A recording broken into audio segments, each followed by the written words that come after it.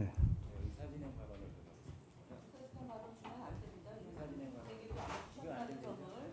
네. 그리고 제가 질의할 때 야당 의원들이 왔다 갔다 해서 제 질의 방해했다는 점에 대해서 저희에 대한 개인 모독이 있었기 때문에 예, 뭐에 대해서 왜 안 되죠? 네. 네, 의사 진행 발언 먼저 하겠습니다. 짧게 하세요. 네, 자, 짧게 하세요. 짧게 하겠습니다. 그냥 보고 예, 들어볼게요. 존경하는 그리고 제가 질의한 다음에 의사진행 받아가는 것은 저의 질의에 잠깐만. 위원장님이 제가 존중해 보고 주세요. 판단할게요. 존중해 주세요. 예. 위원장님, 제가 이제 뭐 의정 활동이 5년 차지만은 정말 오늘 너무 실망스럽습니다. 그래서 위원님들께서 이제 좀 잘해보고 싶은 생각도 있고 잘 보이고 싶은 대상도 있을 겁니다. 근데 그거에 상대방 청문위원을 비하하거나 사실을 왜곡해서 그 목적을 이루시는 것은 온당치 않다고 생각합니다. 방금 존경하는 김영 간사님이 저희 청문위원들의 얼굴을 PPT에 띄워서 허위 조작 왜곡하는 그런 일을 했다고 그렇게 하시는데 간사님 사과하십시오. 듣고 계세요?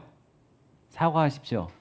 그리고 아까 존경하는 박선원 의원님 개인의 과거사까지 이렇게 근데 이제 후보자는 검증을 받으셔야 되잖아요. 받으셔야 되는데 저희는 검증받는 사람이 아니고 우리는 질문하는 사람입니다. 그래서 위원장님께서는 이런 진행에 대해서 강력하게 좀 경고를 해주시고요. 위원님들 이러면 안 됩니다. 그래서 좀 사과하실 부분이 있으시다고 깨달으시면은 사과하시고요. 그렇게 해주셨으면 하는 발언을 드리겠습니다. 네, 알겠습니다. 질의해 주시죠. 이제. 위원장님 뭐 하실 말씀 없으십니까? 네, 말씀하시죠. 네, 그럼 제가 질의하겠습니다. 후보자님, 네, 먼저 네. 축하드리고요. 네, 감사합니다. 근데 이제 이 청문회라는 게 본인의 의혹을 밝히는 자리이기 때문에 자료도 적극적으로 내시고 소명도 열심히 하셔야 됩니다. 그리고 제가 아까 이 자료를 보여드린 거는 저희가 법무부까지 갔었는데 이 자료를 받았는데 지금 후보자님이 아직도 사인을 안 하고 계세요. 그래서 이거를 제가 지금 전해드릴 테니까 사인하시려면 하시고 안 하시면은 저희가 할 의도가 없는 걸로 알 텐데 이게 후보 및 배우자 직계 좀비속의 출입국 기록인데 사인 안 하신 겁니다. 그래서 사인을 해주시기 바라고요. 그리고 제가 또 하나 묻겠습니다. 지난번에 좀 전에 말씀하셨죠. 돈에 대해서 결벽증이 있고 특히 첫 번째 그 형사처벌 받으셨을 때 영수증을 뭐라고 그러셨죠? 다시 한번 좀 말씀해 주시겠습니까? 영수증이 어떻게 됐다고 말씀하셨잖아요. 발급이 안 됐다고요? 네, 그렇습니다. 우선 조금 전에 그 자료 동의하겠냐고 여쭤보신 부분에 대해서는 네. 아까 말씀드렸듯이 저는 특별히 다른 어떤 기준에 의해서 하는 것은 아니고 저도 물어서 하는데 과거 한덕수, 황교안, 이완구, 네, 정원 거기까지만 등이 듣겠습니다. 그분들이 이거 보시고요. 기준에 썼던 네. 법규와 규정에 출입국 따라서 하고 있기 기록이니까 때문에 하시고 싶으시면 하시고 네. 하시고 말면은 본인 그래서 자유입니다. 아까 그리고 두 그렇게 번째 무자료 총리가- 질문이요. 네.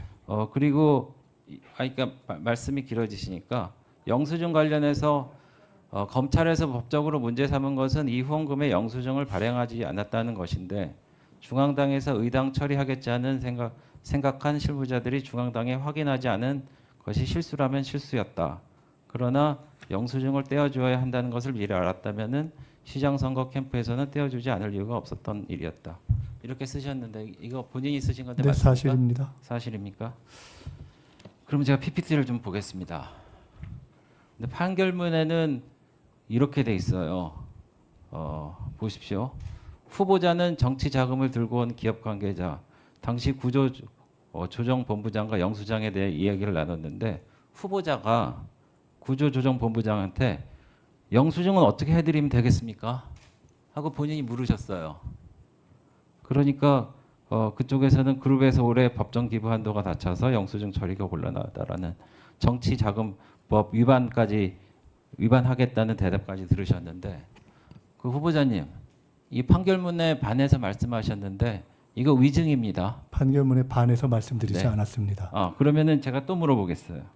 설명을 잠깐 드려도 될까요? 아니 제가 먼저 네, 물어볼게요. 하시고 그리고 답변 드리겠습니다.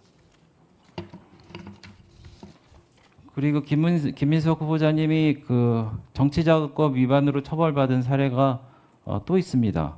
벌금 600만 원과 추징금 7억 2천만 원을 했는데 정치 검찰 표적 수사에라고 앵무새처럼 되풀이한다라고 하셨는데 그 정치 검찰 표적 수사 맞습니까? 짧게 네, 대답해 맞습니다. 주십시오. 네. 그러면은 제가 이것도 PPT로 한번 보여드리겠습니다. 다음 PPT. 다음 PPT. 다음입니다. 근데 후보자가 이렇게 말씀하셨어요. 후보자 본인이 이메일로 보내셨습니다. 다른 불법 정치자금 제공자와는 홍여 나중에 만에 하나 시비거리가 있다면은 그때는 너한테서 빌린 것으로 하자라는 그런 노골적인 발언 메일까지 주고받으셨습니다. 그리고 이런데도 억울하세요? 네, 설명드리겠습니다. 네. 그리고 잠깐만요. 제가 일단 한번 설명을 해보시죠. 설명드릴까요? 네, 네. 첫 번째는 조금 전에 앞을 혹시 PPT를 앞으로 해주시면 1차 해도 될까요? 네, 혹시 말씀을 부탁드려도 해주십시오. 될까요? 네, 말씀을 하십시오. 1차 정치자금에 아까 네. 그룹에서 올해는 법정 기부 한도가 닫혀서 영수증 처리가 곤란합니다. 라고 하고 중략을 하시고 판결에 대해서 쓰셨는데 그 뒤에 제가 그러면 나중에 실무적으로 처리를 할 방법이 있는지 알아보겠습니다. 라고 하고 제가 전달했다는 부분은 빠져서 지금 말씀을 하셨고 아니 근데 그 부분이 포함돼도 마찬가지인 게요. 아니, 마찬가지는 왜냐면은 아닙니다. 후보자가 영수증 발행에 대해서 전혀 상관하지 않고 몰랐다는데 영수증 발행은 안 해주십니까라고 물어보셨잖아요. 아니, 그러니까 제가 영수증 몰랐다고 발행에 하지 대해서 않았습니다.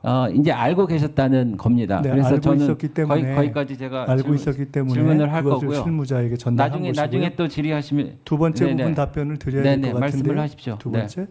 두 번째 부분은 정확하게 저것이 검찰이 어떻게 공소장을 잘못 쓰는가에 대한 드러나는 것인데요. 저 판결문입니다. 공소장 부분은, 아닙니다. 네, 그 판결문의 공소장을 조금 반영한 것입니다. 만에 하나 시비거리가 있다면 그때는 빌린 것으로 하자는 취지의 메일, 취지라는 용어를 통해서 정확한 워딩이 틀려졌습니다. 저것은 혹시 검찰에 필요하시면 그 당시에 이메일 기록을 요청하시면 저런 워딩이 정확하게 쓰여 있지 않은 것을 확인하실 것이라고 봅니다. 저는 저런 워딩을 저도 사용한 바가 없고 당시 상대방도 사용한 것이 없고 검사가 저런 식으로 취지라는 용어를 써서 왜곡한 것을 법원이 그냥 받아들여서 사실상 통상 검찰에서 8억 정도 이상의 규모의 경우에는 전혀 부과하지 않는 벌금이라는 기묘한 네. 판결이 났던 알겠습니다. 이유입니다. 후보자님이 지금 판결문을 그러니까 인정을 하지 않으신 거예요. 그래서 네, 판결문을 갖고 설명드렸습니다. 그러니까 판결문에 검찰의 주장이 실렸다고 그래도 판결문을 할 때는 법원에서 검찰의 그 주장을 받아들였기 때문에 이렇게 한 건데 아니라고 하셨기 때문에 그 정도로 하고 넘어가겠습니다. 그리고 또 하나는 또 드리겠습니다. 그 아까 주진우 의원님 질문하신 것 중에 배우자가 처갓집에서 2억 받았다는데 매년 나눠서 받아서 생활비로 쓴 것입니까? 뭐 그럴 겁니다. 그때 받은 제가 아주 구체적인 정황은 알지 못합니다. 그런데 네. 예. 네. 그리고 제가 마무리하자면요. 아까 안대희 그 전 국무총리 될 뻔하셨는데 과다 수입료 문제로 낙마하셨고 현금이 집에 많으셔서 그런 이유로 낙마하셨습니다. 그러니까 후보자는 어떻게 보면은 그 6억 원이나 이렇게 받았다는 게 사실 일반 국민들이 보기에는 좀 높은 기준이라고 할 수도 있는데 사실 그거에 대한 특별한 언급은 없이 그냥 6억 원 받았으니까 뭐 문제가 될 게 없다 뭐 이런 말씀을 하셨는데 그래서 이제 중앙부처를 총괄하시는 입장에서 기강을 바로 잡으시고 공직자 윤리도 하셔야 될 텐데 이 부분에 관련해서는 글쎄요 좀 아무런 문제 없다라는 것보다는 그래도 이러이러한 문제가 있었으니까 문제는 만약에 없었다고 하면은 그래도 이런 거에 대해서는 바람직한 것인지 좀 자숙을 해야 되겠다 이런 말씀을 좀 하시는 게 맞지 않나 저는 개인적으로 생각합니다. 조의금, 축의금 그리고 통상 국회에서 일어나는 두 번의 출판 기념회를 통해서 평균 1억 5천 전후의 액수를 제가 세비의 수입으로 받았던 것에 대해서 아예 그런 것도 받지 않았으면 더 좋았겠다는 아쉬움을 갖고 있다는 말씀을 드립니다. 네. 네, 그리고 그 액수로 한 번에 하세요. 6억이 된 한 것도 번만. 아니다는 말씀도 누가 다시 한번 드리겠습니다. 네? 김현 간사님. 네. 의사진행 발언. 네, 인사청문회법입니다. 인사청문회를 공개하면서 개인의 명예나 사생활을 부당하게 침해할 우려가 명백한 경우는 사실은 공개하지 아니할 수 있다라고 제14조에 돼 있습니다. 그러나 어쨌든 저희 인사청문회는 공개되어 진행하고 전 국민이 지금 생중계로 바라보고 있습니다. 물론 후보의 자질과 도덕성과 정책 능력을 검증하기 위해서 야당 의원들이 지속적으로 반복적으로 할 수는 있습니다만 제18조에 주의 의무가 있습니다. 위원은 허위 사실임을 알고 있음에도 진실인 것을 전제로 하여 발언하거나 위협적 또는 모욕적인 발언을 하여서는 아니 된다라고 되어 있는 제18조 주의 의무 조항을 야당 의원들께서는 반드시 준수해서 본 청문회가 원만하게 진행될 수 있도록 위원장님께서 주의를 촉구할 의무가 있다는 점을 강조드립니다. 특히 앞서 2019년도에 있었던 결혼이 2020년, 21년, 22년, 24년, 25년까지 이어지는 것이 마치 6억을 쟁겨놓고 썼다는 뉘앙스와 6억을 불법한 자금으로 규정해서 후보에게 주의를 주는 것은 매우 부당하다라는 점을 지적하고 이것은 위협적 또는 모욕적 발언에 해당될 수 있다라는 점을 여당 간사로서 말씀드리고요. 위원장님께서 이 부분에 대해서 확실하게 주의 의무에 대한 촉구를 드립니다. 네. 자, 저런 말이 김현- 위협적이고 모욕적인 자, 김현 의원님. 시간 네. 남아 있습니다. 자, 김현 의원님. 시간 남아 됐고요. 있는데요. 예. 박근혜 의원님은 직전에 의원에 대해서 모욕적인 발언을 해서 사과하셨으니까 잉크도 마르지 않았어요. 자, 조용히 하시고요. 네. 제 시간입니다. 자, 진행 발언 시간입니다. 네, 예. 저 김현 의원님 말씀 잘 들었고, 이건 법정 사항이니까 허위 사실임을 알면서 후보자를 모욕하거나 뭐 협박하는 그런 발언은 있어서는 안 된다는 점을 분명히 말씀을 드립니다. 네, 의원님들 다 말씀하셨는데 저도.